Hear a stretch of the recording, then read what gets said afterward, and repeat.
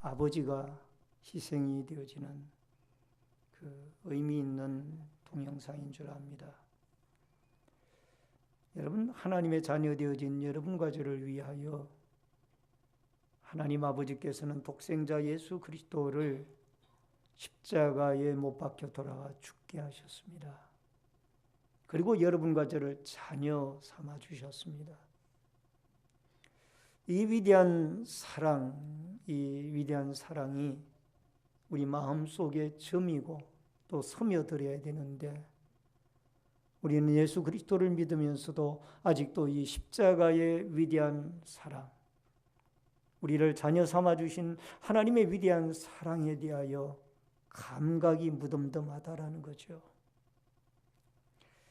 누가복음 18장 15절에 보면은 이런 말씀이 나옵니다. 사람들이 예수께서 만져주심을 바라고 자기 어린 아기를 데리고 오매, 이런 말씀이 나옵니다. 어린아이들을 예수님에게 데리고 나오는 거예요. 왜?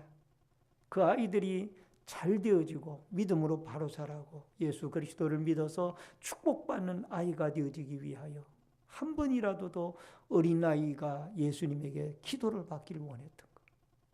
이게 믿음 있는 사랑을 가진 부모의 마음입니다.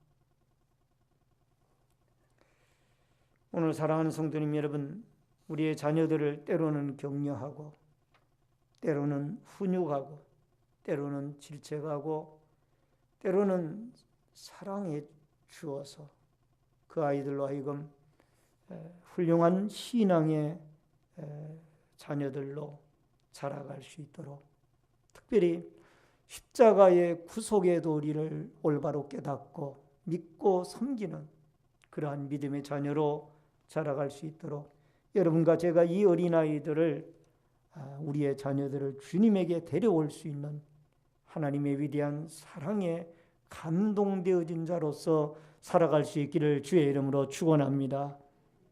두 번째로 부모의 믿음입니다. 18절로 19절의 말씀을 같이 읽습니다. 귀신이 어디서든지 그를 잡으면 거꾸러져 거품을 흘리며 이를 갈며 그리고 파리에 가는지라. 내가 선생님의 제자들에게 내쫓아달라 하였으나 그들이 능히 하지 못하더이다. 대답하여 이르시되 믿음이 없는 세대여, 내가 얼마나 너희와 함께 있으며 얼마나 너희에게 참으리요. 그들을 내게로 데려오라 하시매. 여러분, 어린아이의 이 치유의 사건, 소위 말하면 죽기의 사건이죠. 귀신을 쫓아내는.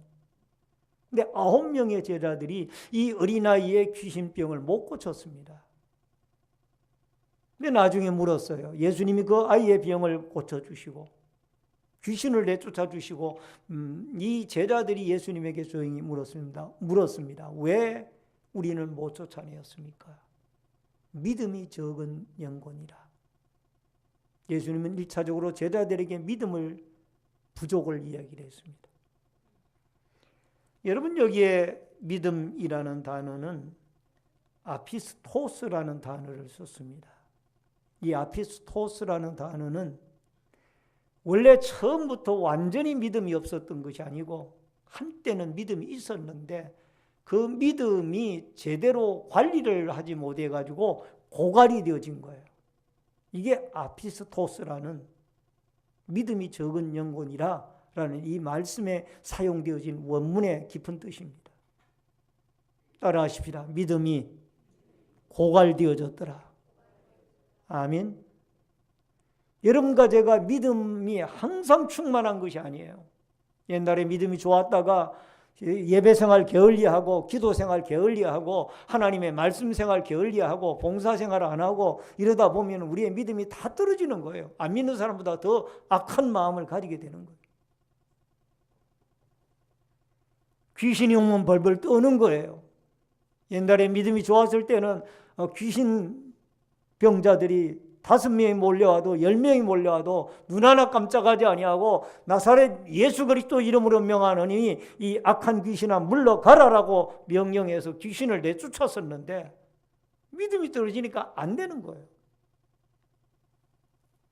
오늘 사랑하는 성도님 여러분, 부모의 믿음이 아이들의 믿음을 좌우합니다.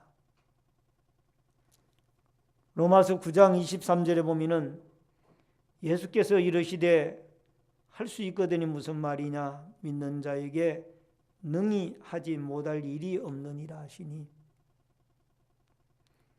여러분, 이 귀신병 들린 아이의 아버지는 제자들이 9명이 달라들어도 자기 아이의 귀신병 하나를 못 고쳐냈으니까 이제 귀신병 고치는 문제에 대해서 자신감이 없는 거예요. 믿음이 떨어진 거예요.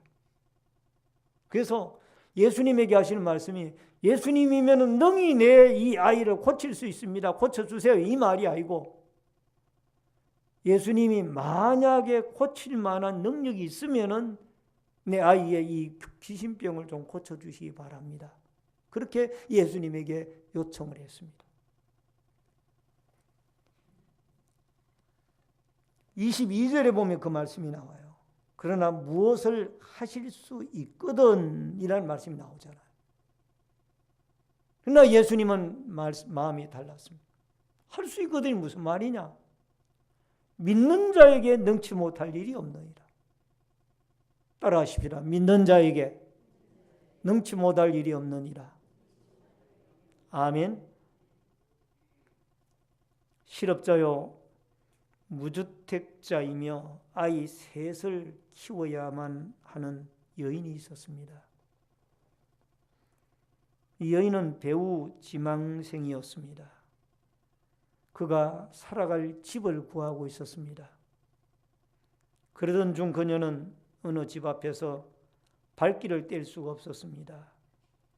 아이들 수에 꼭 맞는 침실과 농구대, 그리고 널찍한 마당이 있는 그 집은 바로 그녀가 꿈꾸면서 기도해오던 집이었습니다. 가진 돈을 털어서 계약금을 지불하고 연방주택청에 융자를 신청을 했습니다. 그러나 실업자에게 아이 셋 딸린 그녀에게 쉽게 허가 날 리가 만무였습니다. 그녀는 편지를 서장에게 간곡한 마음을 담아 편지 석장을 간곡한 마음을 담아서 연방주택청장에게 보냈습니다. 농부대가 아이들에게 큰 꿈을 심어줄 것이며 텃밭을 가꾸고 일을 해서 돈을 갚아 나가겠다라는 다짐도 함께 보냈습니다. 얼마 후에 기적같이 융자 신청이 성인되어져서 그녀의 간절한 꿈이 이루어졌습니다.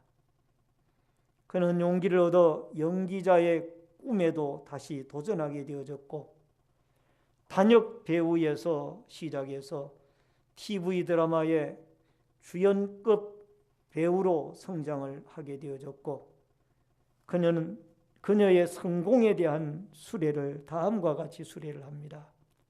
처음 용기 있게 걸음을 내딛는 것은 정말 두려운 일이지요. 하지만 한 걸음 나가면 하나님은 두 걸음 앞길을 예비해 두시지요. 할렐루야.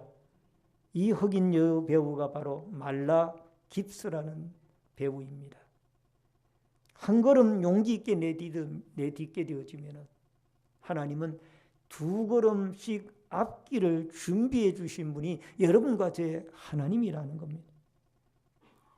꿈이 있으면, 기도가 있으면 반드시 하나님이 그 믿음을 보시고 이루어 주신다라는 겁니다. 따라하십시다. 하나님은 꿈을 주시는 분입니다.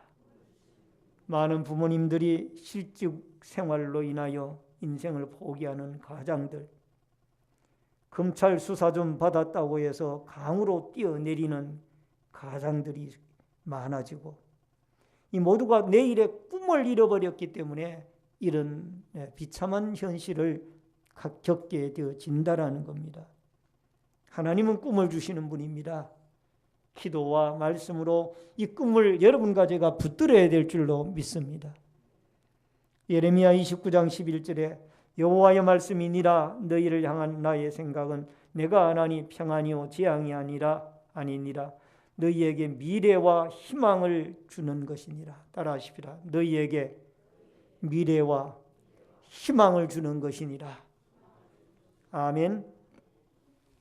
하나님의 능력은 여러분과 저에게 미래와 희망을 주십니다.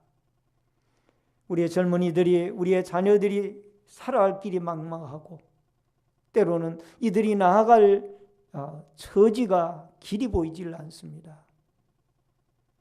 실업난이라든가 또 취업난이라든가 여러 가지 많은 어떤 사회적인 풍조 속에 자라나는 이 어린 생명들이나 청소년 세대들에게 앞길이 안 보입니다.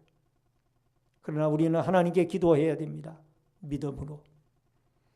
믿음으로 오늘 여기에 이 말라깁서처럼 한 걸음 내딛게 되어지면 또다시 하나님은 우리의 자녀들의 앞길을 두 걸음 세 걸음 예비하시고 길을 인도하셔서 승리의 성공의 길로 이끌어 주실 줄로 믿습니다. 마지막 세 번째로 부모의 기도입니다. 28절로 29절을 같이 읽겠습니다. 집에 들어가심에 제자들이 조용히 묻자오되 우리는 어찌하여 능히 그 귀신을 쫓아내지 못하였나이까? 이르시되 기도 외에 다른 것으로는 이런 종료가 나갈 수 없느니라 하시니라. 부모가 자녀에게 할 수 있는 가장 위대한 일 중에 하나는 바로 기도하는 것입니다. 여러분, 기도하는 부모가 있는 한 그 자녀는 결코 망하는 법이 없다는 초대교회 교부의 말을 우리는 기억해야만 합니다.